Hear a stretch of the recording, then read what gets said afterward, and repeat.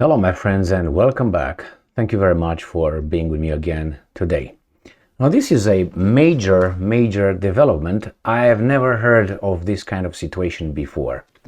But Chinese warships are present in the Middle East.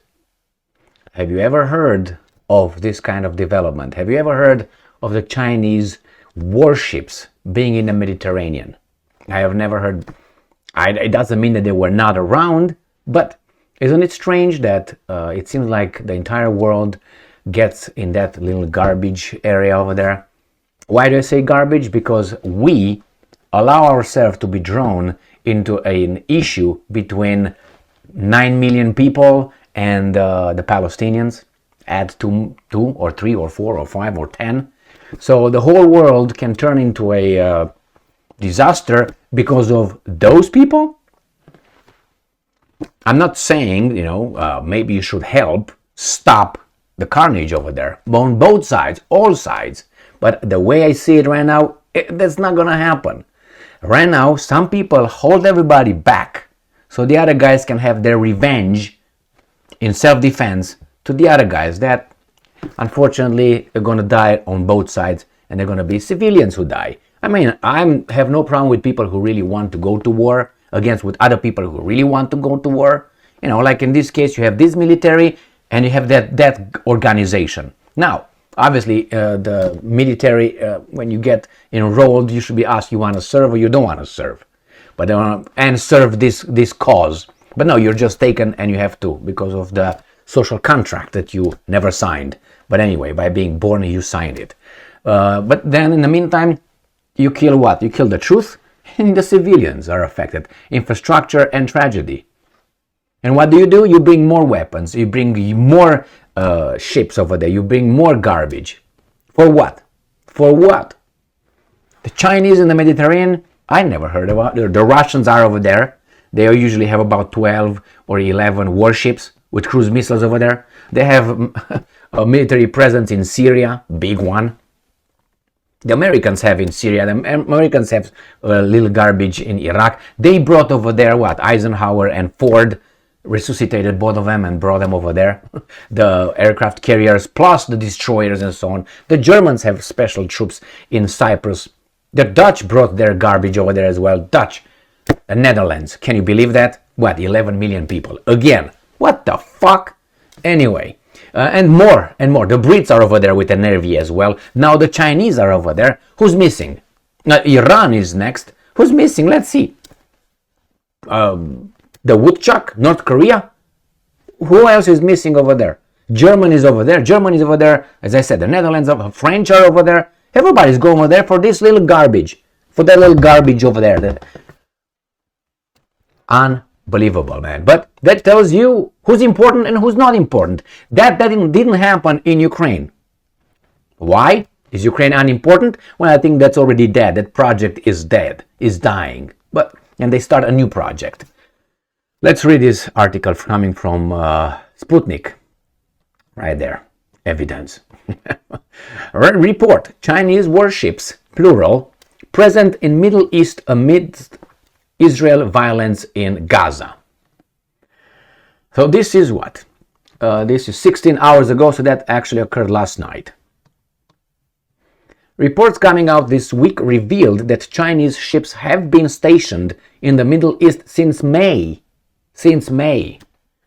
They were recently joined by the warship sent by the United States to the area last week, potentially increasing tensions.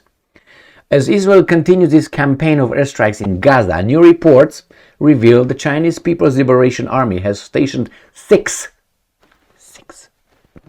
warships in the Middle East this week. Right there.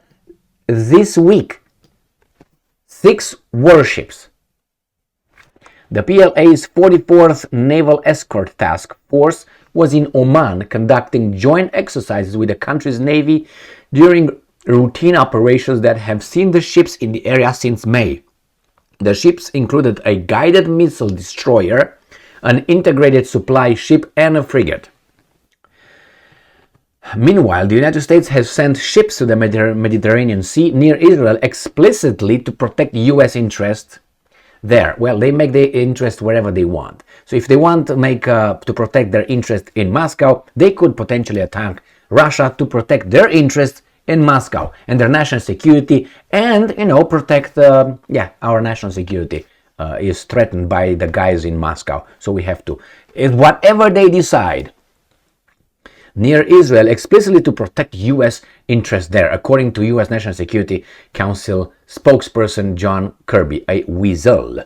The president, as commander-in-chief, is going to do what he has to do to look after U.S. national security interests.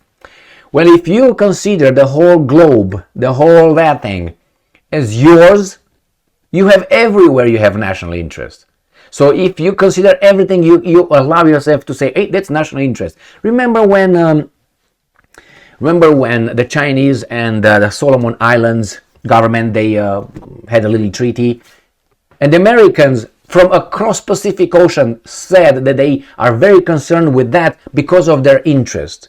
I mean, look at Australia over there. You see Australia over there? So Solomon Islands are right there, all right, in the north, let's say northeast of Australia a little bit. Northeast. All right, that's 2,000 kilometers from the Australia to the Solomon Islands, right there. And the Americans are not there. The Americans are way over the Pacific Ocean, my friends, right there. Okay? And you see this big mass of water? Now, US said they have interest, national security interest right here. They have it everywhere they want. They have it near China, they have it near Iran, they have it near Serbia, they have it near Russia, they have it where the fuck ever they want. If you have oil, they have national interest. If you have diamonds, they have national interest. If you have gold, national interest. If you have uranium, national interest. And so on. If you don't have anything, but then your neighbors have it, you're gonna be national interest, my friends. Remember, Rome did the same thing. Rome, yeah, those guys. And not only, why? Because you can. You're the strongest, you kick everybody in the teeth. So, in the meantime, these guys are coming here. Now, let's see what else these guys are saying. The statement came after President Erdogan of Turkey slammed the announced move, saying U.S. military presence in the area would give Israel a green light to commit quote-unquote massacres in Gaza with implicit protection from the United States of America. Who votes for that? Who agrees with that? I think that's partly true. I would say big reason why. The comment is significant. I think Iran is the one. But anyway, plus that, the comment is significant as Turkey and the United States are both NATO members. As of Thursday, the Dwight D. Eisenhower Carrier Strike Group was en route to the region with the deployment of the USS Mount Whitney, another command ship also announced. Israel bombing campaign killed 3,785 people so far, according to the Gaza Ministry of Health. But since those are from Gaza, obviously we should not trust them. We should just trust trustworthy news, which are Israel, United States, and whomever. Anyway, my friends. So, what do you think? Who's missing over there? As I said, North Korea. Everybody else is there. What do you think will happen?